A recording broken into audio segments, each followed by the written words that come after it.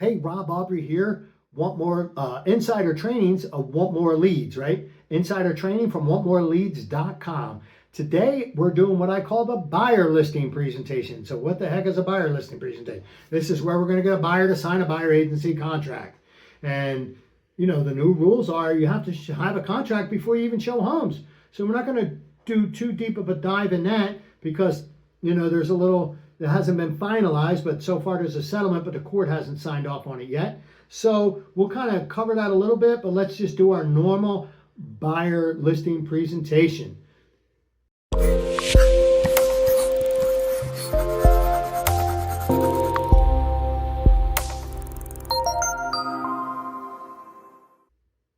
Okay, let's dive in. So what I've always liked to do in the past is I would like to set up an appointment with a buyer to do what I call buyer orientation. So, and I would just say, hey, look, let's just set up a time to get together. We'll spend some time together. You know, you share your wants and needs and your expectations with me. I'll share my wants, I'll share my expectations and processes with you. And if we're a good fit, we'll move forward. If not, we'll shake hands and go our separate ways. No big deal. There's no obligation. Let's just meet and see if it's a good fit. Okay? And so then what I do is when they sit down, I talk to them. I say, hey, look, let's talk. First thing I want to talk about is financing. You know, you guys paying cash or are you going to be financing a home? Okay, you're going to get a loan. Okay, so I'll have my lender give you a call and use that line. Never say, hey, call my lender. You know, you want your lender to be calling them because now you got you and your lender following up. And that you increase your odds, right? So I'll have my lender give you a call. But once your loan is approved, then we're going to start shopping, right? And we're going to start shopping for homes. And the way that works is, you know, you look online, then we'll set up appointments. Say we'll go out Saturday morning. And, you know, after you've looked at a bunch of homes online, we'll go out Saturday morning. Maybe we'll look at 5 or 6, you know, and then we'll narrow it down to 1 or 2. Let's say you narrow it down to 2. We'll just go back and look at those 2 so we don't confuse it with all the other ones. You know, because, you know, you look at a bunch of homes, you start making up new homes that don't exist by pieces of all the old ones. And, you know, and I tell them that and I explain it. So then when you narrow it down, let's say you find that one you like and you want to make an offer. Let me show you the paperwork we use to make an offer. And I pull out a purchase contract and I go through the purchase contract with them. I go through the whole document with them. Now, some of it I'm going to gloss over. You know, but I'm going to pay special attention to Section 3. If you're in a Utah purchase contract, a Utah REPC, Section 3 is settlement, closing, and possession. And then Section 8, which is due diligence, appraisal, and financing. Those are the 2 major subjects you really want to drill down in. And because remember, it's the 80-20 rule. They're only going to remember 20%. But I like to have them hold a contract in their hand, a REPC in their hand, a purchase agreement. I like to tell them make notes. I'm going to hold one in my hand. I'm going to have them hold one. I want them to make notes. If there's a husband and wife, I give them each a copy. And so they're going through these documents. And then I tell them, write notes to it. I go through it, you know, section by section by section, and I explain it. Like I said, some of it's glossing over, but some of it we pay a little more attention to detail. Section 3 and Section 8 are the main ones.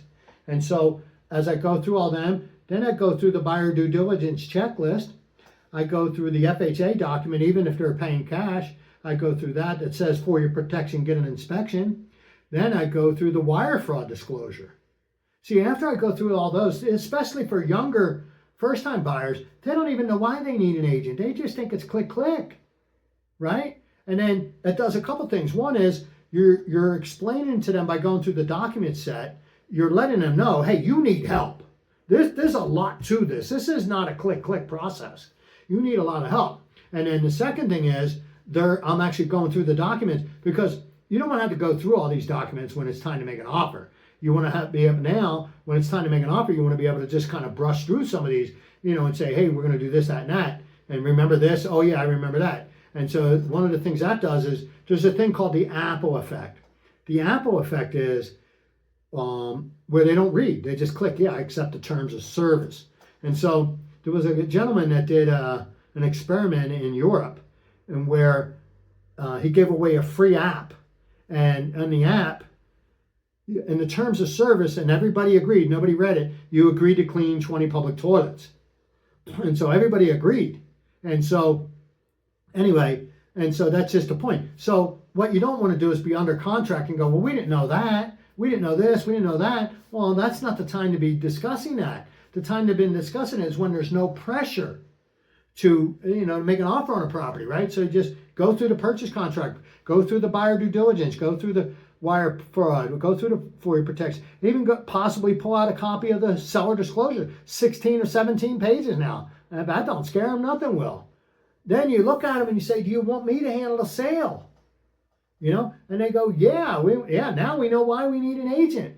Then you go through the buyer agency. Now you're going to have to explain to them that, buyer agency, there's the way I get paid is ultimately you're responsible. However, if the listing broker pays me, then that satisfies your obligation as long as they pay on the amount we agree to, right? You're going to have to explain this. There's no getting around explaining it and hoping that there's going to be compensation when you show up, because if there isn't any, you're going to have that conversation now on what does that look like if there's no compensation being offered on a house you like. Say if we're looking at it online, say if we can't get the seller to pay it, then you owe the money.